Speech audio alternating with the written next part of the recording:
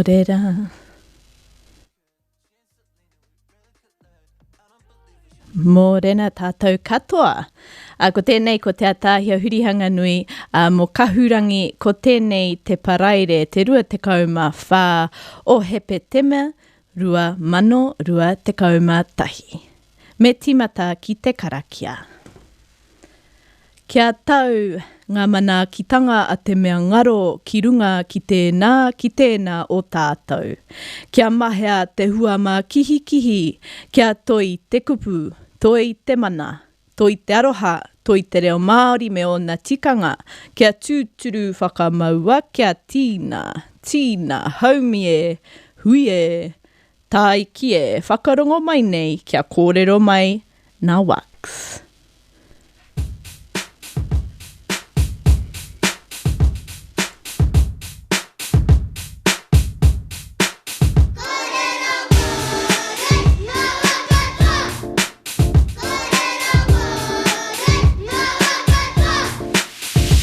Ahara mai, hau mai, kiro, whare kau, ware Ware monga take o te ao motu hake Rua na te whenua whakaoho, rua i moko parire ai mena whakai tautoko Koa hau te tani kuro, tirunga atamira, papa te whatitiri Kei ko te uira, umere te reo, o ngā tūpuna Kia rangona te reo, kinga hau e wha Kiani neke whatito hope Ko te tae toke rau whetu, hei roto i te whare Toku reo puri tia kia mau Raro i te maru orangi tūmau Rere ana ngā wai o rua māhanga Rite ki te moana, whati anga Te reo tuatahi tēnei whenua Rangi ki runga heke ki whawha Ana Hapuri tia kia mau Ana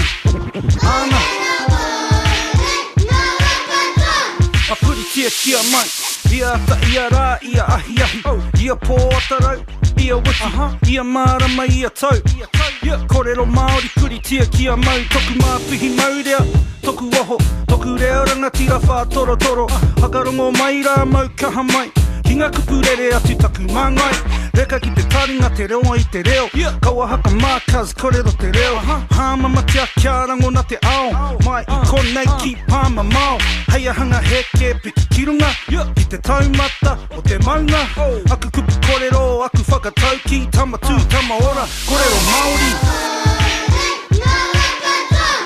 Ana Hapuri tia kia mai Ana Hapuri tia kia mau Kara whio o ringa ki te tuanui Ki te tuanui Kara whio o ringa ki te tuanui Ko e haka mā kau te kani Kara whio o ringa ki te tuanui Ki te tuanui Kara whio o ringa ki te tuanui Kōrero tia ko te reo Māori Ana Hapuri tia kia mau Ana Hapuri tia kia mau Ana No reira, e te iwi whānui o Wairarapa e whakarongo mai nei kia kahurangi o Arrow FM. Ko te atahia hurihanga nui tēnei. Ko tēnei te tehi wahanga o tō tātou reo irirangi, ko tātou reo o tātou kōrero, ko Wairarapa tēnei. Ko wai te reo nei, ko hurihanga nui te ingoa whānau, ko te atahia te ingoa tuatahi, ko e raina te ingoa tuarua. I whānau mai au ki konei ki whakaoriori o Wairarapa, i te pū ake au i konei mea kuteina toko toru, i raro i te maru o ngā pai maunga o Tararua, o te maunga o Rangi Tūmau, ki te taha o ngā awa arua māhanga, awai poua, me ki he uri tēnei o ngā tika hungunu ki Wairarapa o Rangitāne hoki. Ko manga kuta te whare puni, ko te whiti te tūranga waiwai, ko tōku papakainga, ko tōku nei whenua, ko huru nui o rangi, ko pāpāwai ngā marae. I hunuku mātou ko tōku whānau ki takapau I te tau 2000 I au e tamariki ana te kautau te pakeke. I noho ai mātou ko tōku whānau ki takapau ki te au te kāreti hoki tata kia here taunga ahuriri te kāreti rā. I muri I tērā I hunuku mātou ki te taone nui o te whanganui ātara. Noho ai I pito one I reira I kuraina ki roto I te whānau o ngā rito o te kura tuatahi Petone Central School te ingoa. I muri tērā I kuraina hoki I Wellington High School te kura o Pukeatua I te tiriti o Taranaki. No reira, hakoa heuri tēnei o Ngāti Kahungunu ki Wairarapa Rangitāne. He kāinga no tōku ki te whanganui ātara. Me tuku mihi hoki ki te rātu taha tōku ki te arawa waka mai make tū ki Tonga Riro. Ko Ngāti Tūwhare Toa, ko Tūhourangi, ko Ngāti Te Roro Te Rangi, ko Ngāti Tahu Ngāti Whāua ngā iwi, ko te kōwhai, ko te hurihanga nui ngai ingoa whānau o reira. Ara ko John Kapua hurihanga nui, ko Shelley Marie Rutene o Kumātua, tēnā no tātou katoa. Welcome on in. I am Te Atahia and I'm here with the Kahurangi program, Our Voices, Our Stories, Our Place. And I've been thinking a little bit about today's wonderful episode. This is episode 11. If you are tuning in for the first time, you will be able to catch up on past episodes on the Arrow FM website under the program Kahurangi. We do also have the podcast there available. But if you are tuning in, Kahurangi is a beautiful word that talks about something precious, something treasured.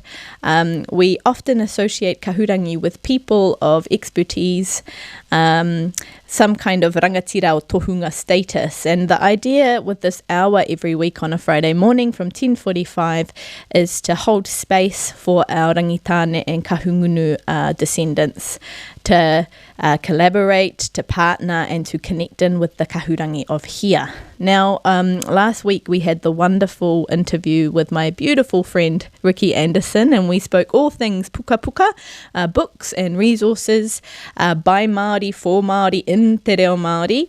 And if you want to catch up on the episode itself, or you're wanting to know what those recommendations were, you can tap into my Facebook page, Reorua, on Facebook. That's the @Reorua1, or chuck it into the search. This week, however, it is still part of Mahuru Māori, ko te marama tēnei o te kōrero I te reo. Me rongo, me kite, me kōrero. So while we're still in Te Reo Māori Language Month, I really wanted to use today to answer a number of questions that have come through over the last couple of weeks, but they are questions that are common in the lessons that I teach under my Reorua hat and umbrella as an educator of Te Reo. So I thought I'd use this next hour to answer some of the common questions all about our language, whether that's about sentence structure and grammar, vocabulary, cultural concepts, etc. What I've tried to do is structure them under some kind of heading so you can follow along, and we'll break it up using some of our beautiful Māori waiata and puoro. Now, before I get into that, of course, we always start with our maramataka, which I'll do very soon, and that's just a little bit of a reading for you to gauge the time and space that we are currently in, so that we can understand the energies that are working for us or against us. What I have just come through is our karakia session, and I was using one of the karakia from the Tuhi Stationery brand, a little karakia about looking after us in the space of learning and making sure that we're weaving what we learn today into our everyday lives, and that it is being shared and transferred safely under the realm of te wairua, our spirituality, and if you're not into that, under our atua, the elements of nature and the natural environment around us. The other thing that I did is just started with a bit of a mihi, and the reason why I did that is to let you all know that under the Mahuru Māori brand, if you just look at the website, or of course on the Mahuru Māori Facebook page and other social media pages, you will notice that there is a really exciting opportunity to share your journey and your story in a video competition that they're running. I think they're giving around $10,000 out to the Hunga Kōrero Māori, all levels welcome. You post a video and you need to answer the question, why are you speaking te reo Māori? And they will gather them in, collate them, and at the end of Mahuru Māori, the 6th of October, the winners will be announced. So if that's something that is piquing your interest, get onto those Mahuru Māori pages, sign up, make sure that you're including your story and share the beautiful reasons. And there are a number of them, and I'm being really inspired by looking through those. So those of you who aren't maybe into the competition side, you might want to connect in and be inspired by other learners. Nō reira, tātou mā, ko tēnei te maramataka Māori o te rānei. It's probably mindful. I'm not going to read from our book today. I'm just going to talk about our maramataka. We have just come out of our big moon, full moon period, what I call the Ohua period. So Ohua started a few nights ago, followed by our full moon Rākau Nui, and we're currently still in the energy of Rākau Matohi. Now, the big moon, full moon means a lot of abundance in our natural world, which is wonderful if you're a forager or a collector, collator, hunter of food, of kai.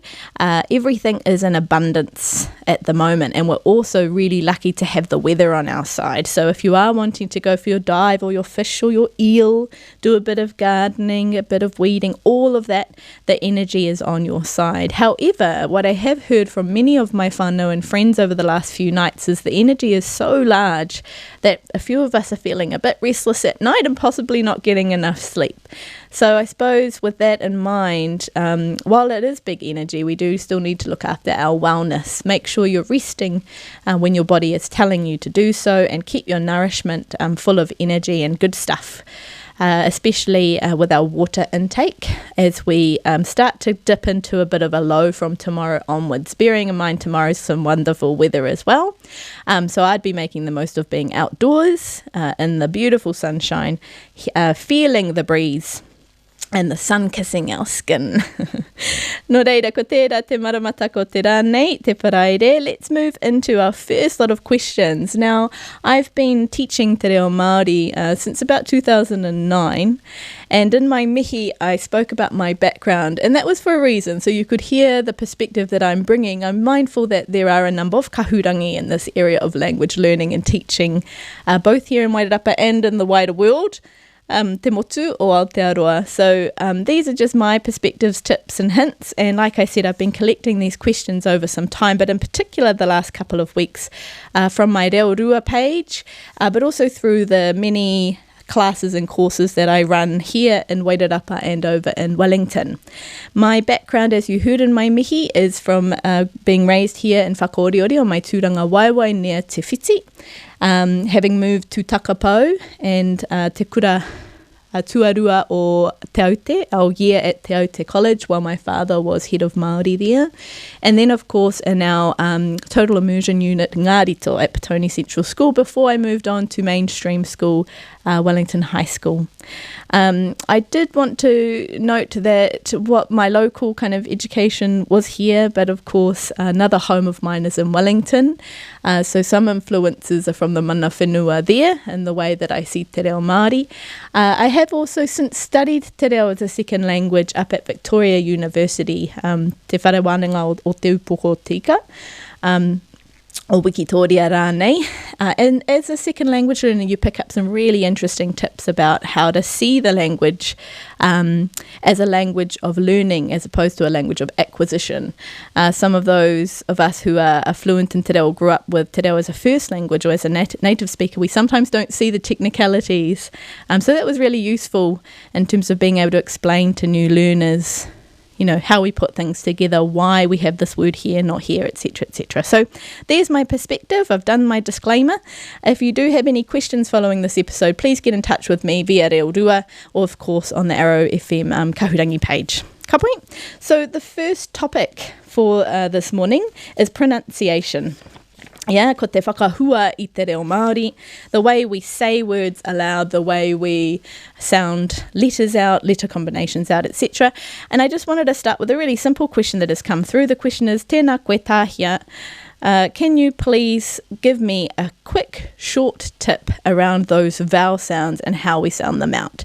They are the parts of the language that I struggle with the most. So this is, like I said, a really common question. We all know that the written language or the orthography of Te Reo Māori was developed by Māori and Pākehā together around the 1800s. The very first orthography was actually first developed in late 1813, I believe. Don't quote me on that. I can't remember my date off the top of my head, by a man named Thomas Kendall, who was one of the first missionaries here and also the first builder of a school up in the north. Now, he was using notes from a surgeon named John Savage. Now, John Savage arrived here in the early 1800s, and in 1807 a notebook of his contained and was found a number of writings and scribbles and notes, and they were basically phonetic scribbles of what he was hearing. Now, he was an English speaker, and he was working with and speaking with and conversing with Te Reo Māori speakers, native Māori, here in Aotearoa, and so what he could hear he would write down. So the first thing to note with pronunciation in Te Reo Māori is Te Reo Māori is a relatively new written language. Yeah, it was also settled really quickly. Now, typically an orthography takes a very long time, sometimes decades, sometimes centuries, to actually become the written form of today's world. But Te Reo Māori was pretty quick in kind of being developed and then becoming, if you like, the written form. The other thing to note is because we had our Pākehā ancestors working on it with our Māori tohunga and ancestors, the language that we use in the written form is the English language. So what that does is it gives us a few context, if you like, that we need to understand pronunciation in Te Reo Māori. The first one is most of the consonants sound as they would sound it out in English. Yeah? So h for house, k for kite, m for money, and so on and so forth. Yeah, most of the consonants. The other thing to note is, we don't need to learn any different kind of scripture. It's as if those of us who speak English anyway, and most of us do, we don't need to have to rewire our brain in terms of what it's going to look like on the page. So that's a really nice handy tip. And I think starting off pronunciation with a few encouragements are going to put us in a natural state of relaxation, hopefully, so that we can gain a bit more confidence in speaking sounds out. The other thing to note with Te Reo Māori is it's phonetic. Now, if you don't know what a phonetic language means, it's when you see a letter, the letter will have a sound, and that sound remains regardless of what's before or after it, yeah? Generally speaking, so most letters in Te Reo Māori, Te Arapu Reo Māori, the Māori alphabet, will have one sound, and they don't change. Now, this is really different from English, because in English, of course, we've got 26 letters, so almost double the amount, because in Te Reo Māori we only have 15. But English is not a phonetic language, mainly because 80% of the English we use today is actually from other languages. I'll just repeat that again. 80% of the English we use today derives from other languages, and we know this. Lots of vocab I can just think of now, and I use this in my courses as examples. Kindergarten, German. Fiancé, French. Pizza, pasta, Italian, So because of that, we can't rely on one letter or one combination of letters always sounding the same in whichever sentence we're putting them in. In Māori we can. So if the a is a, it's always a. Ta, ma, na, pa, ra, and so on and so forth. So, already 2 encouragements. No, 3. One encouragement is there are less letters in the Māori alphabet, 15 in total. That includes our digraphs ng, ng, and f, wh. Digraphs are just 2 letters stuck together that make one letter. So when you look at it, don't look at it as 2. Yeah, ng and f. So 15 in total. The other one is it uses the English text. So we're not needing to learn a new scripture or new way of writing. And the third, of course, is that it's phonetic. I will wrap that up with a 4th and just repeat again that because we're only sounding things out phonetically, when you learn the sound of a letter, you know it for life. You can't possibly unlearn that. So what I often get asked, and this is another question on my page here, is why then do I mispronounce after I've already learnt Te Reo Māori? Pronunciation tips and tricks and strategies. Why? Why do I keep mispronouncing if I've already, I've come through a course, learned all? Well, actually, it's not that you don't know. Yeah, that's the nice answer to that question. It's not that you don't know. Once you know pronunciation in Te Reo, you know it for life. It never changes. But actually what we need to layer on top of that is habitual change. We need to change our habits. And if we're a monolingual English speaker in New Zealand in particular, and I'm targeting our whānau here in Wairarapa, Māori, non-Māori, if we're only used to one way of thinking in terms of language and one way of speaking in terms of language, then it's really natural for our brain to use the tools from that language and not our learned language. So what we need to do there is change our habits. If we're used to seeing an E as an E for elephant, we're not always looking at that letter in Te Reo Māori. And I use E as an example because E, of course, is the most mispronounced sound and letter in Te Reo Māori.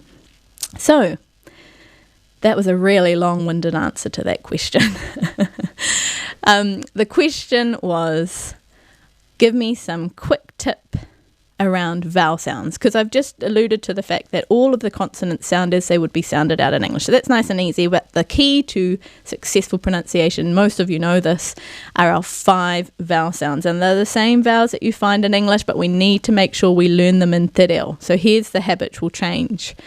A, e, I, o, u. A, e, I, o, u. Now, my go-to quick tip came from a wonderful tutor of Chinese Mandarin that I had the pleasure of meeting a few years ago when she came in and did some PD with myself and a number of other community educators in Wellington around tone. And she looked at the tone of Chinese Mandarin vowels and compared them to Te Reo and talked about them as a spectrum. Now, if I had her name, I would reference her, but I do want to acknowledge this is not my tip, it's actually hers, and I do want to just share with you all that I have asked permission to be sharing this in my courses. A, e, I, o, u can be seen as a spectrum. You start with the most open sound, a, on one end of the spectrum, and as you work through the 5 vowels, you get to the most closed sound at the other end of the spectrum. So those of you who are seeing me on the video, you'll see that I'm holding my left hand up, palm completely open, and down the other end my right hand looks like a bit of a talking mouth, which is almost closed. That's the spectrum we're working with, which means we need to remember that when we sound out letters in Te Reo Māori or any language for that matter, we're actually using muscles. The muscles in our jaw, the tongue's a muscle, and we're using mechanics, the movement of our mouth, our lips, our tongue to create the sound. So if we can remember the spectrum, we know where our mouth needs to go to make sure we're sounding the sounds out loud. A, open and sharp. And I really stress that, open and sharp. A, ha, ka, ma, na. Nice and sharp. We don't want to linger on that letter because it's not an elongated sound. There's no macron on it at this point. A. Nice and open, and I stress that because Kiwis tend to speak with our mouths closed. We don't do the moving, not like our Canadian and American friends. Yeah, we like to talk with our mouths a bit closed, and we've got a really particular accent, and we also talk really fast. So in Te Reo Māori, we want to be a bit more stretchy than we are in our New Zealand English. I don't mean to offend. So a and e are both on the left side of the spectrum, the most open side. They're both open and they're both sharp. E, he, ke, me, ne. Now, one thing that you'll notice is your eyebrows will naturally want to, rise up, like a kia ora in Te Ao Māori. So if your eyebrows are nice and high, naturally your mouth is open enough. Now, the e should be the first e of elephant in English. That might help you go to where you need to go to open that mouth enough. So we want to think of it as elephant. Now, that visual is going to help those of us who are visual learners. A and e are followed by the middle vowel. So we're about halfway down our spectrum now. Yeah? That middle vowel, E, we want to bite down on it. Now, native speakers and fluent speakers of Te Reo, we're not biting down on the E all the time, but certainly if you're learning Te Reo for the first time or if you struggle with pronunciation despite your level, bite down on the E, and that will just help you understand the difference in the movement and the positioning of your mouth in comparison to those first two vowel sounds, because we really want to differentiate the second vowel E with the third vowel E. Yeah, we don't want them to sound the same at all. They're very different in sound. Listen to that. E. And if you're looking at me on the camera, you'll see that difference. E, eyebrows are raised, nice open mouth. And E, you can see my teeth.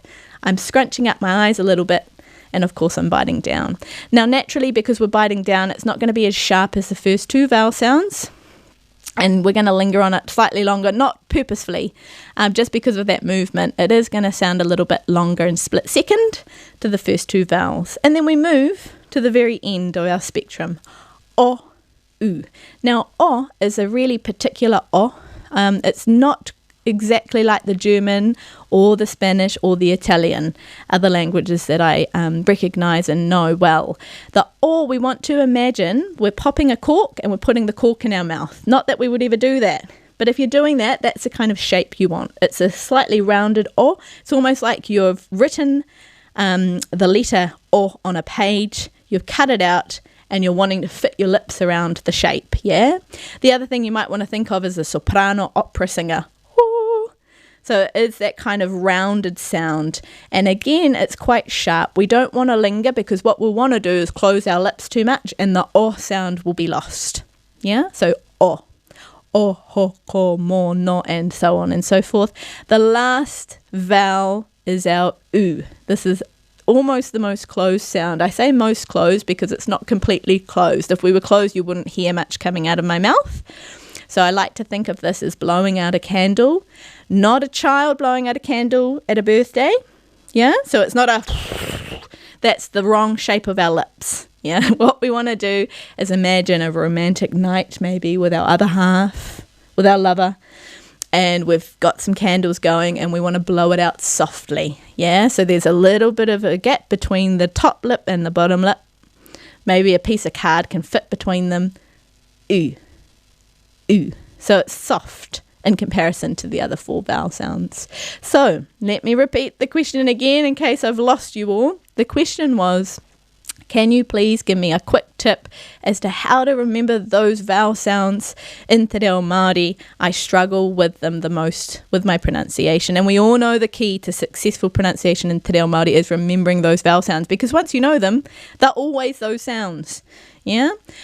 A to U are a spectrum. You start from the most open, sharp sound, and as you move down those vowel sounds, you get to the most closed. A, open and sharp. E, open and sharp. Think elephant, raised eyebrows. E, middle vowel, third vowel, biting down, slightly longer sound. O, rounded, soprano opera singer, you know, sticking a cork in your mouth. O, sharp. And the last vowel, U, blowing out a candle. Now, to support that, we need to put words together. So, you know, you have your combination sounds. Think of the aha ka mana para, the beautiful Arapu Reo Māori alphabet song, and you can find that on YouTube, aha ka ma song. Use that song to do a bit of a warm-up and a bit of a stretch, because we need that. If we're using our muscles, we can't just expect to speak Te Reo Māori perfectly without a warm-up and without a bit of practice. You know, be the same as me assuming I can just run out on a rugby field and play the game. Yeah, I'm going to need a bit of a warm-up and some practice before I do that. So let's do that with our reo. And then it's changing habits. And the only way we change habits is by speaking Te Reo Māori more, saying Māori words out loud as much as we can, whether it's just reading out signs when we're uptown, you know, aloud, giving our brain messages that we're actually reading another language, and we don't need to or want to rely on the one language that we have in our brain if we are, again, monolingual English speakers. Yeah, so speaking more is going to help us improve. The other thing we need to do is stop and breathe. Yeah, when we see a te reo Māori word or when we're about to pronounce one, we need to stop and think for a second at least that we're not reading it out loud in English. And so that will just give our brain time to switch to what I've just told you. Oh, that's right, we've got a spectrum.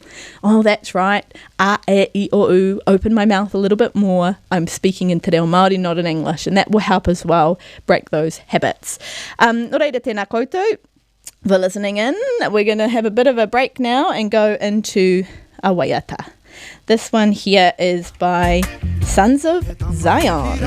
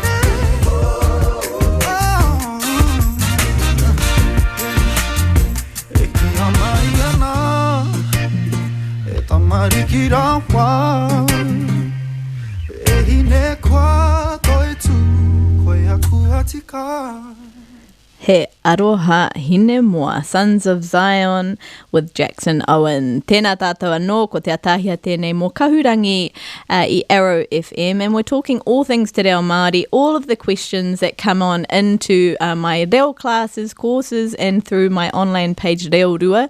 If you have any and you'd like them answered in the next couple of shows, we will be doing a part 2 and possibly a part 3 next week and the week after. Please get in touch via www.reorua.co.nz or, of course, on my Facebook page with the same name.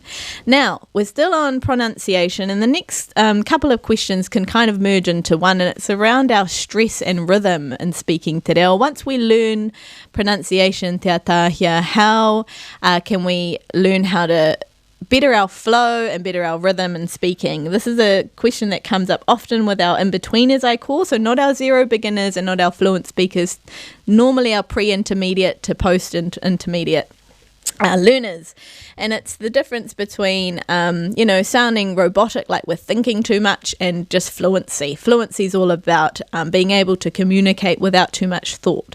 Now, if we're thinking about it from a pronunciation point of view, I did say earlier, the more confidence we have, the better it is. And we gain confidence by speaking more te reo Māori because we do need to change habits. We are working with a phonetic language, so once we've learnt pronunciation, That's it. We do that once. We don't need it ever again. However, we do need to practice. The other thing is we need to bear in mind that the stress and where we place stress in Te Reo Māori kupu or words in Te Reo Māori is really different to what we're used to in our Latin languages. Now, in Latin languages, we're used to putting the stress near the end of the word, second to last syllable normally. In English, that's certainly true. But in Te Reo Māori, some would say we don't have a stress, or some say if we really need to practice changing the habit of going to the end of the word, think of it as the first syllable stress. So it's almost the opposite. And again, we're wanting to train our brain to know that every time we speak Te Reo Māori. So we're only going to improve that by saying words out loud in Māori. Now, there is an exception to the rule. First syllable stress in Te Reo Māori unless there's a macron. If there is a macron, the vowel with the macron on it is elongated, and because we need to focus our attention there, naturally the stress will move there. So here are a couple of place names which are often mispronounced. I'm just going to say them out loud so you can hear with a clap where that stress is. Akaroa, Akaroa, Wairarapa, Wairarapa, Taratahi, Taratahi, Whakaoriori, Whakaoriori. Hopefully you can hear my little clap in the background. That's what you want to do to help you at the beginning, to get that stress right at the beginning. Once you get that first syllable, naturally the other syllables will rhythmically drop, I like to say. You know, it's almost like a drum beat. Whakaoriori. If we were clapping the whole way, just one clap at the beginning will move our attention to that first syllable. Now, all of those place names didn't have a macron in them. You'll hear in whakaoriori, we've got two. We're going to come to that very soon. That's because some words will be made up of many little words. And so you might hear multiple stresses on the first syllables of those little words. Para, para, umu is an example of that. So clapping is going to help you with rhythm and with flow. And of course, we don't want to be clapping in real life and in everyday speech. So, you know, clap in your minds would be my tip there. And of course, understanding the vowel combinations. So when we look at the Aha Ka Mana Para song that I've just referenced that you can find on YouTube and in most places you'll find music, you will also hear that the aha ka mana are each of the syllables that make up what we call the phonetic alphabet, te arapu whakahua o te reo Māori, and the vowels are actually separate. So if we were counting syllables, we count them, so a, ka, ro, a, like that, 4 syllables, yeah? Ta, ra, ta, hi, 4 syllables. Va, ka, o, ri, 6 syllables. Now, that's what you want to do first, is get your pronunciation correct and then your stress second, yeah? Once you've mastered that and you're ready to move to the next challenge is combining your vowel sounds. So we combine them for flow of speech even though they are separate in terms of syllable makeup of a word. And we combine them by thinking back to the spectrum of earlier. A, e, I, o, u. Open, open, biting down, rounded, blowing out a candle. Why? Because those vowel sounds remain the same. We're just smushing two together in a very quick moment of time. So the most common, let's say difficult vowel combination is of course the a and the u. Why? Well, now we know there's a spectrum. It's because we're going from the most open, sharp sound to the softest, most closed sound in a split second. So here's a place name using that combination that is often mispronounced. Taupo. Yeah? The full name is Taupo Nui Atia. The place where the largest lake of Aotearoa lies, and a very popular tourist destination, often mispronounced as Taupo. But we don't want to say Taupo because now we know the a sounds like a, ta, and the u, and the o, Taupo. That little combination there in the middle, the a and the u, is often referred to as toe of your foot. Toe of your foot. Now, unfortunately, what that doesn't allow us to do is open our mouth enough. Yeah, if you're looking at me on the screen, toe, you'll notice my mouth hasn't actually opened very much for the first ah sound. So what I like to kind of instead envision, toe's a really good start, but then to get it really right is to think of that spectrum. Ah and u. And so I'm putting those together, au. Au. Nice and open, blowing out a candle. Au. It's almost like I'm eating the word. Au, au, for point of reference, is the dog barking. Yeah? Au, au in Māori, woof, woof in English, bao, bao in Italian. Au, au. Now we want to really get that sound right, and again, you can only do it by practice. So you might want to say taupō, noticing that there's a macron on that last or. That's where our focus and stress is going. Taupō. Now let me just summarize that one last time, because there were two questions kind of smushed together. How do I get better with my rhythm, with my flow of speech? Well, we need to understand stress goes on the first syllable unless there's a macron. The macron will elongate the vowel sound.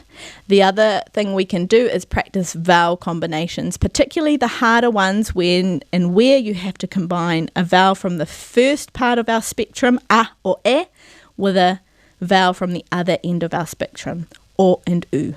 The perfect one to practice, because it's just nowhere in the English language that I've discovered yet, is au. Au, au, dog barking. The a from the open sharp sound to the u, closing, blowing out a candle together. Taupō. Taupō nui atia. Yeah? Give that a go, everyone. All the best. And here's a beautiful waiata from Stan Walker. Mate, mate, aone. Whakarongo mai.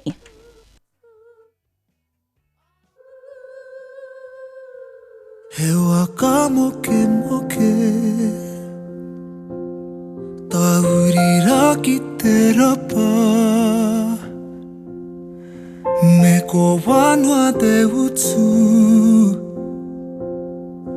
takahia toara. He kupu te ki te amai, kia mara mai. Te ata kei toma mai, kia manau atahi ai.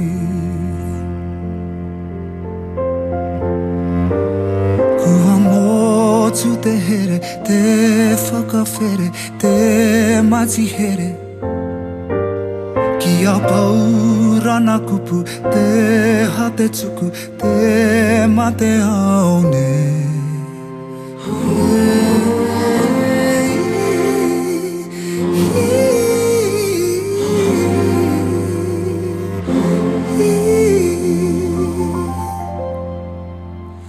I know sometimes we might feel lost, but have you searched and lost and found? If time was what it cost, are we overspending now? Couldn't find the words to say. Does it hurt when you explain? Is there a shadow in your pain? Maybe it hurts us all the same. Did we lose our connection, touch and affection without intention? Would you say every sentence, use every last breath, find what we came for? Someday we'll find where we belong. Toku whenua, tau rikura.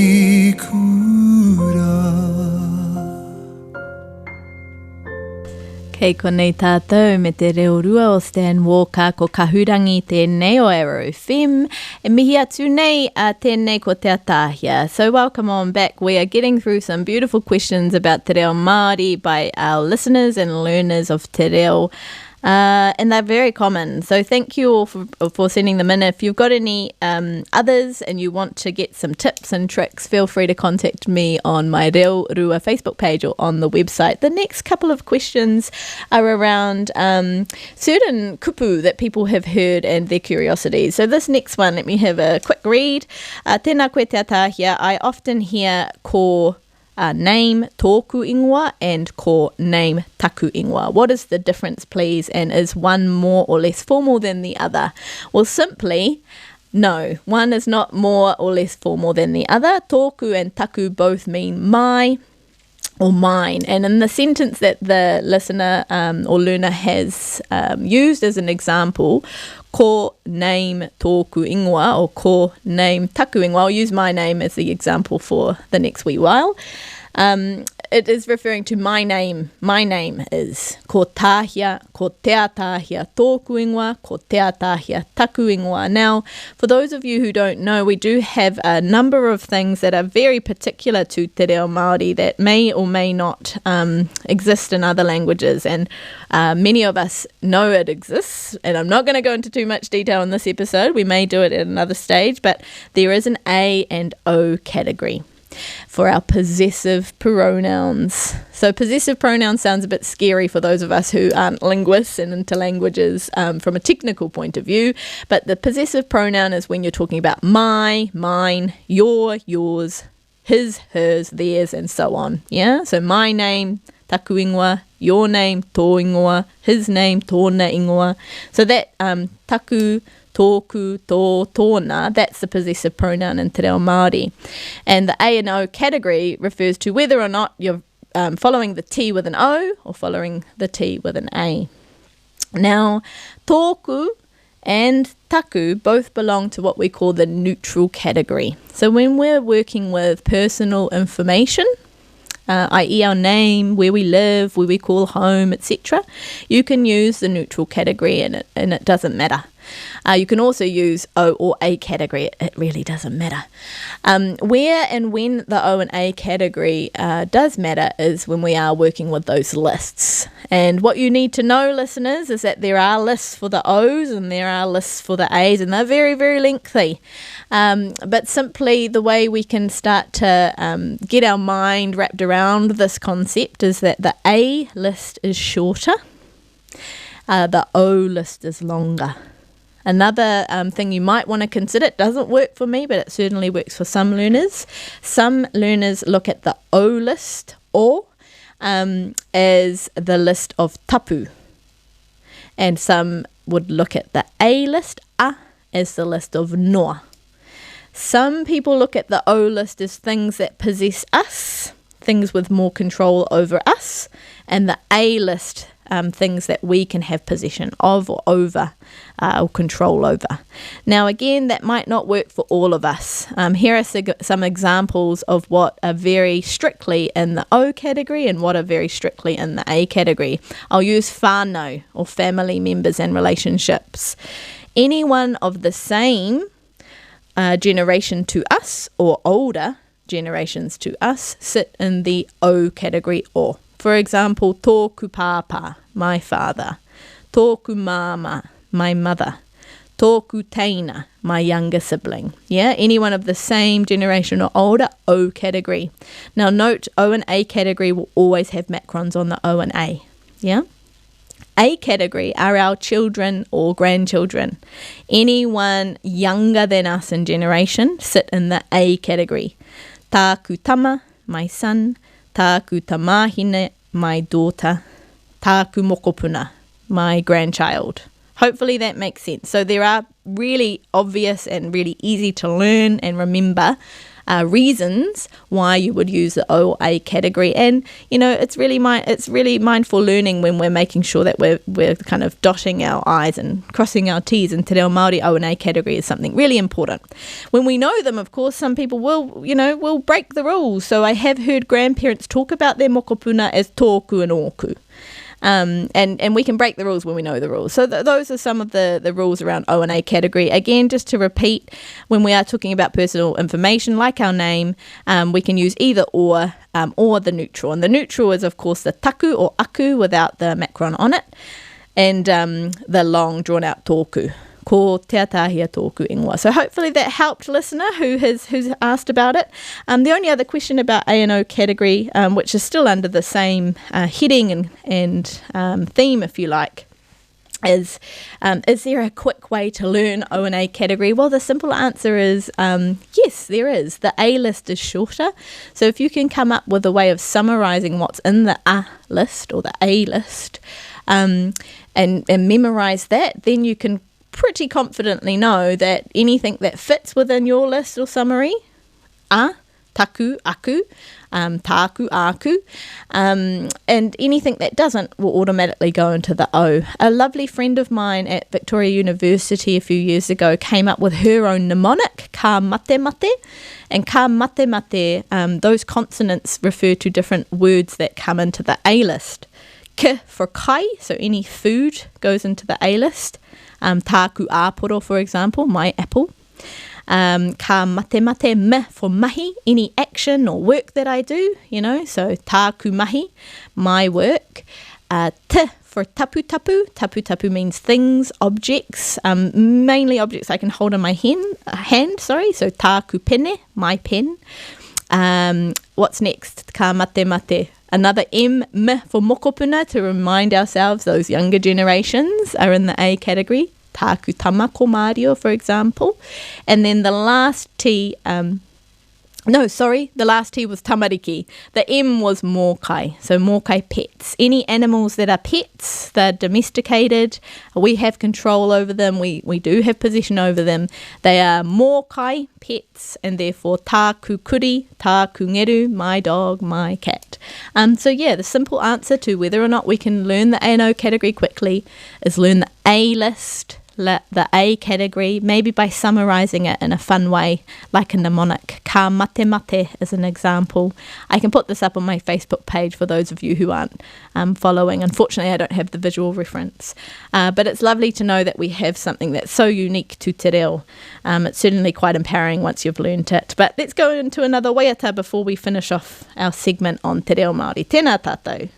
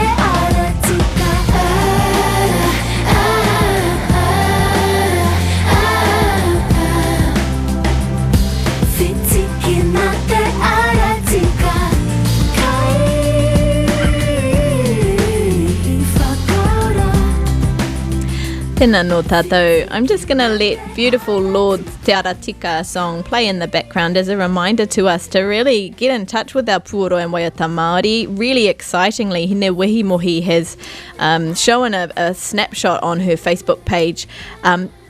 Many of our top 20, over half of them are in Te Reo Māori, so it's a very exciting time for our Māori music artists and for our mainstream music artists singing and learning Te Reo. So tēnā koutou ngā rangatira o te puoro o te oro o te waiata hoki I Te Reo Māori.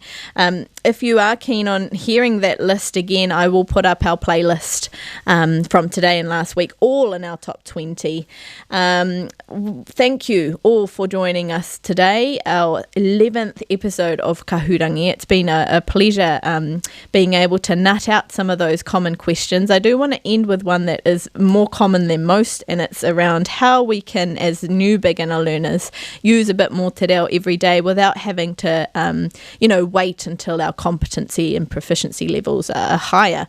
Well, I always answer that question with think about what you're doing habitually and use and include Te Reo Māori there because they're going to be repetitive moments in your day, but also every day. So, your dates in Te Reo Māori, whether that's writing it out on your diary, saying it aloud, having it written somewhere in your home, your weather, something about the weather, whether you ask someone in Te Reo Māori every day or just ask your child or ask yourself and respond. That will give you a sentence structure, which is usually using a descriptive or nominal sentence structure, he or kote, he aha te ahua o te rangi, ko te aha te ahua o te rangi. Greetings, that's a no-brainer. We greet all the time and we do it in different contexts with different people, with the different relationships that we have. So greetings in Te Reo Māori with anyone and everyone. Tēnā koe, kia ora, ata Māori e, mōrena ti hei mauri ora. And of course our communications. Many of us are working in a space where we're having to send out things, whether that's via email or on our social media networks, having a bit of a blurb in Te Reo, whether it's a proverb, a whakatau ki, a kiwaha, an expression in Te Reo at the beginning and end. That's a really good start. And then slowly but surely with your vocab enhancement, you'll be able to include a bit more as you go along your journey. But again, if you have any more questions, part B or part 2 of this session of Te Reo Māori, all questions answered. We'll continue next week for our 12th episode. Again, through reorua.co.nz. You can contact me, of course, through our Facebook pages on Arrow FM or Reorua. It has been wonderful being here. I do want to end with one of my favourite Te Reo Māori songs out in our top 20 at the moment by Te Tohunga a Dave Dobbin, ko tēnei a Hine Ruhi. You will recognise this song, so sing along.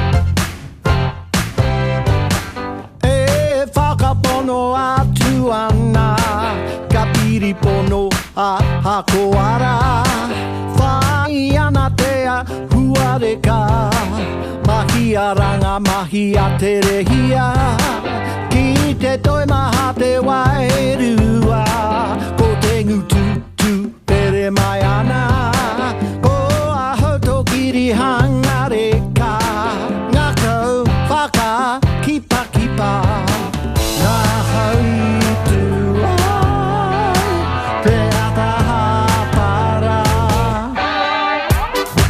Koko pukarere I te pae,